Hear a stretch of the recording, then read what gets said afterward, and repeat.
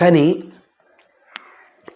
ప్రభుత్వము, కేంద్ర ప్రభుత్వము ఈ కాంట్రాక్టర్లను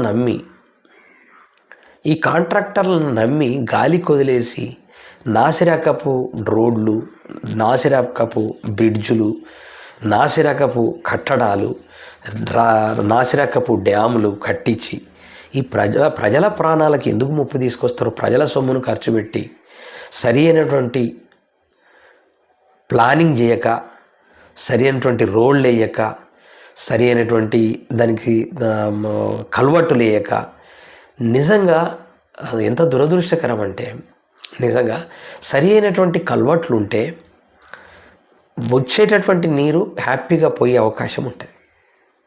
అవి వేయకుండా రోడ్లు వేస్తారు, అది మళ్ళా గోల కొడతారు, మళ్ళీ రోడ్లు వేస్తారు, మళ్ళీ దాన్ని జరిపేస్తారు, మళ్ళీ రోడ్లు వేస్తారు. కోట్ల రూపాయలు